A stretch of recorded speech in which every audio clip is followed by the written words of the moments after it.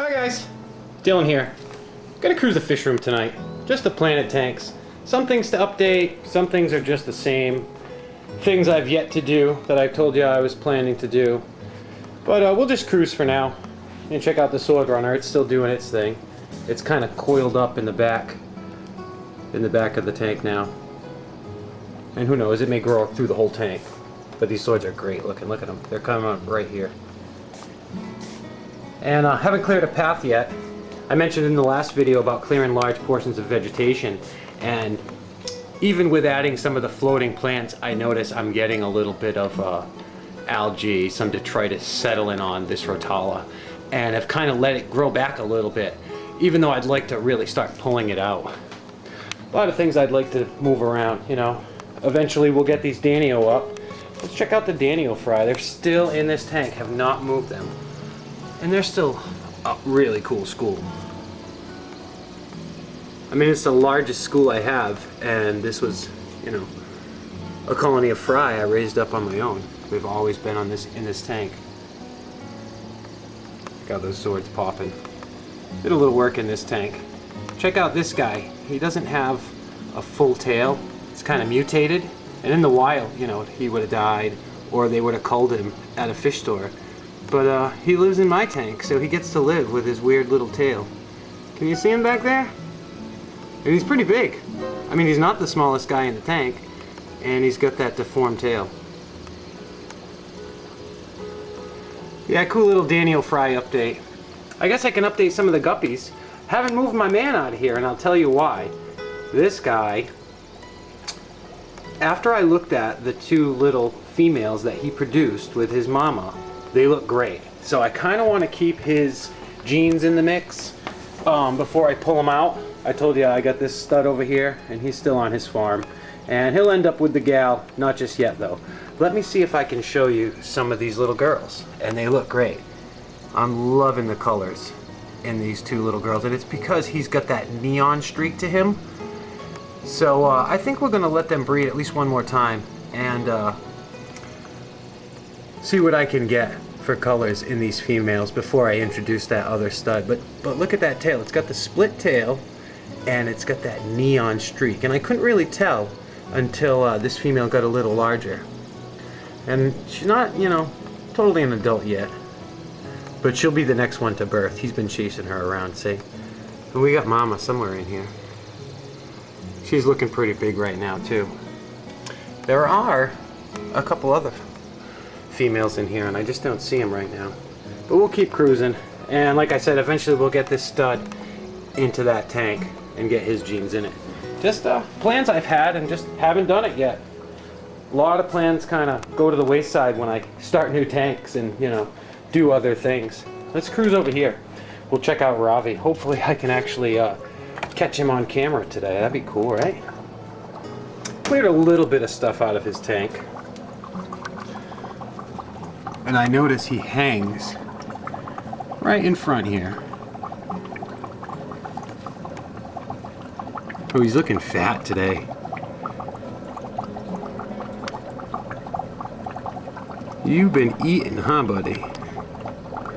I tell you, he's a lot more active than this, but we're getting some quality shots just for him hanging out right there. There's actually a new batch of snails. I added several new snails to this tank today, so I'm sure he'll be on the hunt very soon. And this Planet tank, which is the Holden tank, has kind of just had every little clipping I've pulled out of every tank and thrown in here.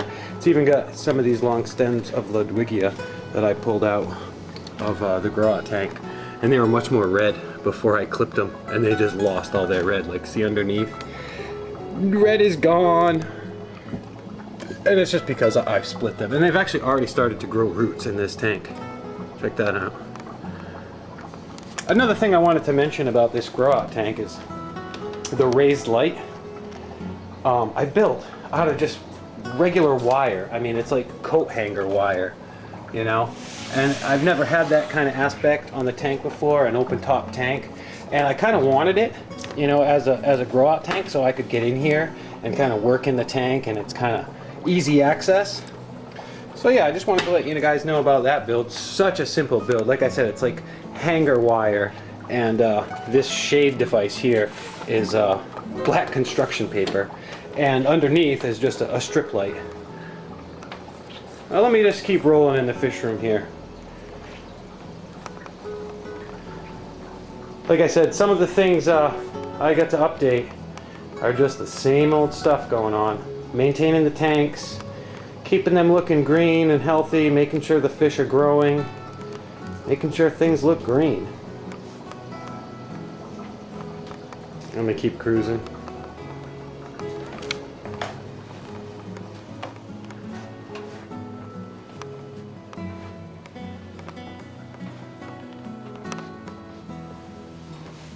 I added a couple of stems of Rotala to this tank that I just pulled out of other tanks. I clump them together, kind of stick them in the spots I choose.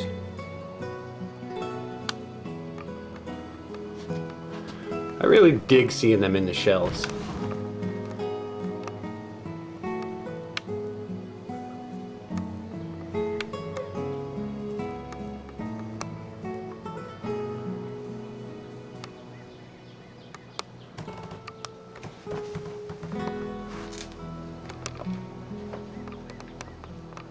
Alright, well there's a Brashardi tank update.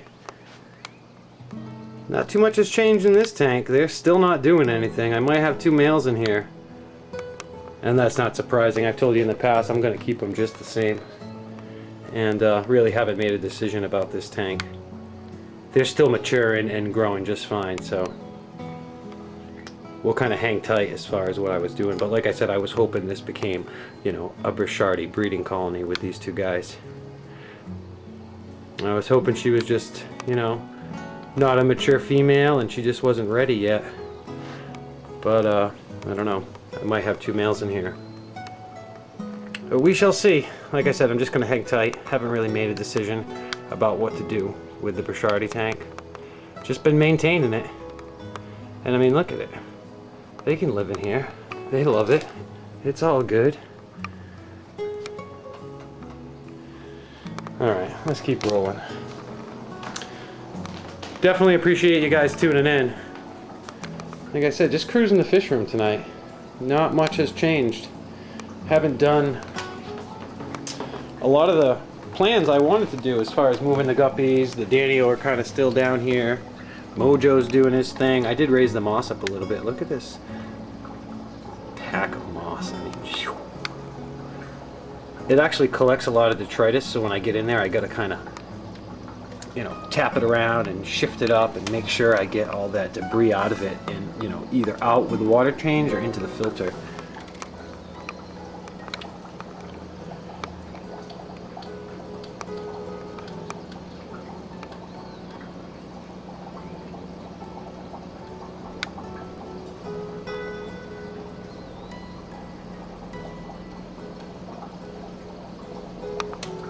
As you can tell, I cleaned a lot of stuff out of this tank. There's no more Anacharis in there. It's pretty clear for what that tank used to look like. It used to be packed full of Anacharis. And I still have the Anacharis. I kind of just have it dumped into this little 2.5 as a holding tank for now.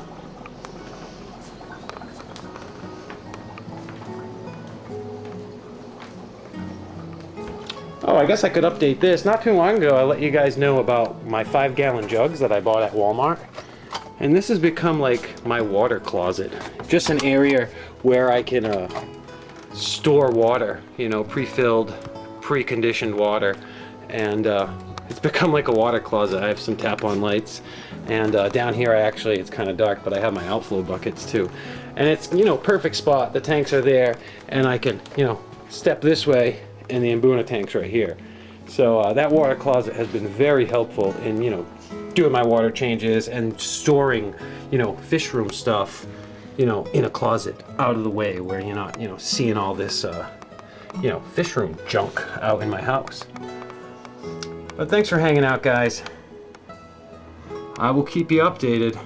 I wish I had a more interesting fish room update, but nothing's really changed except for just maintaining the tanks, keeping them healthy, keeping the fish healthy. But I love it. I love just watching them. Alright guys, you have a good one, and tank on. Peace.